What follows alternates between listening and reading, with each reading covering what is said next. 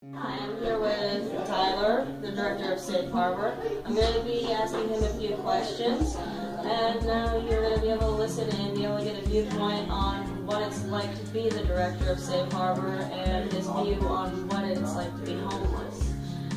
So, what actually brought you to run a homeless shelter? My background is unfortunately being a heroin addict.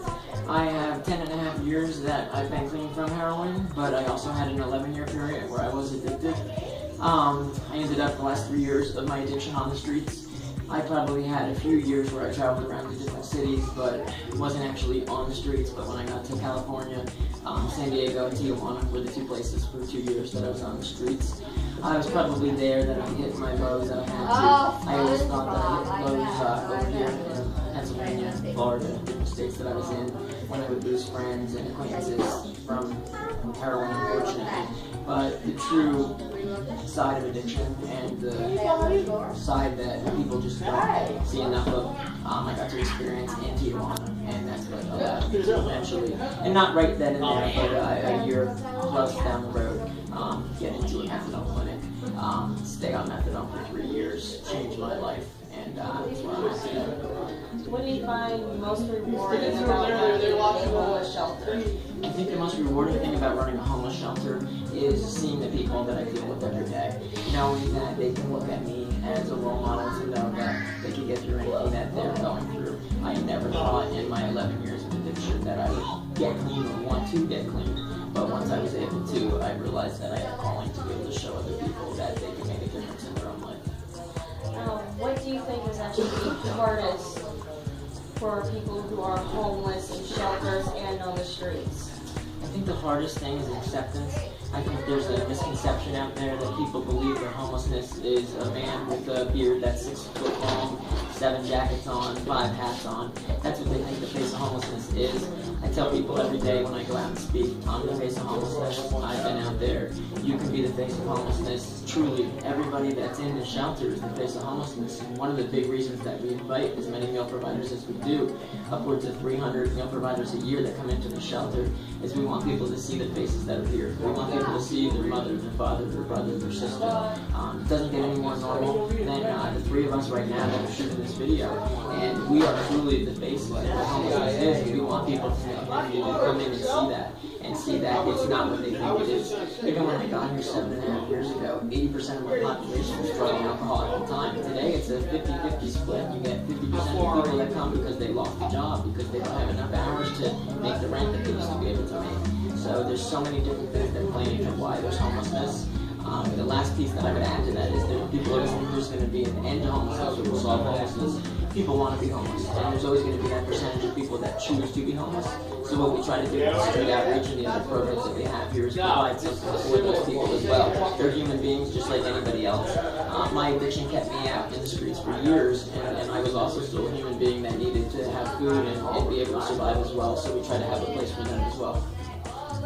Oh, that's wonderful. With the street outreach program, what's actually needed to actually keep that going since it's already lifted off the ground with Safe Harbor's help? I think one of the most important things is for people from the community to volunteer. I think if we can get eyes out there to see what's truly out there, people a lot of times don't realize that a homeless person is homeless, again, like we were talking about earlier.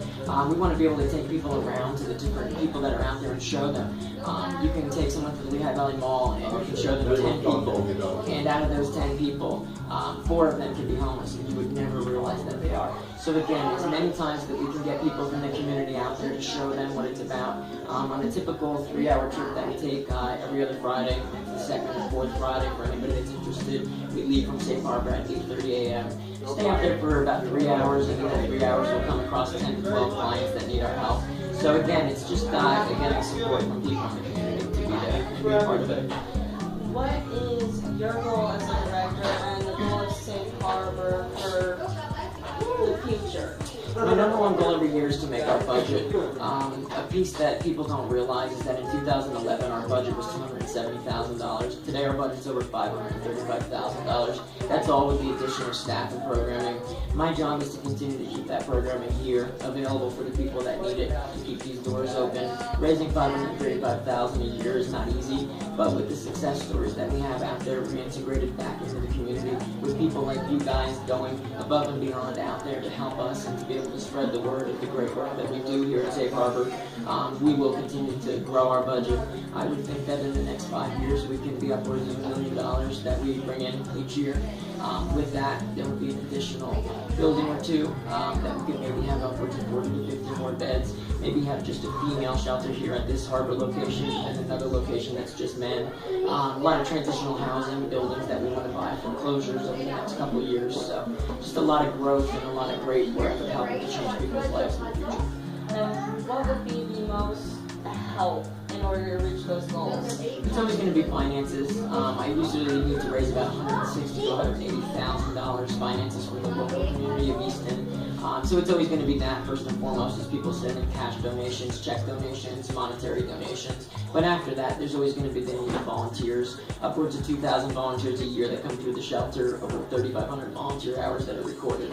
So that's a lot of people and a lot of man hours. So anytime that we can just get somebody down here to share what we do, that's a win-win for us. When you first met me last October, did you ever think I was homeless when you first met me? No, I was, like I said to you, I was always very impressed by your appearance. And I always said I didn't know how being homeless you stayed clean, looking good, nice clothing. The one thing you would always share with me is that you got your clothing from Safe Harbor clothing closet, which was always awesome. I've even had a few appearances where I've had to ask you if we could take a picture to put it on Facebook because I've been so impressed with the work clothing, etc., that you've been able to find. Natasha, I think one of the biggest things with you that I realized right away is that you're a fighter. You're somebody that knew how to survive whatever it is that they were going through. I've even watched you continue to fight over the last year to get your daughter back, to find work, starting Amazon, which is going to be a full-time job that starts in December. I mean, that's what success is. Finding somebody that is willing to keep fighting and get whatever it is that they want in life. So it's just awesome to be able to have people like you that can be true inspirations to me, and it allows me to come in every day and use you guys as the inspiration to keep me clean, to keep my life moving forward. And yes, you did hear him right and me right. I am one of the homeless people that are living outside, who has actually been taken in by none other than one of Tyler's success stories. I am starting a job with Amazon, but at the same time, I am going to be shooting these videos, doing 3 a week, and posting them up to YouTube, where you will all be able to view them. Thank you so much for your time, Tyler. Thank you, Natasha.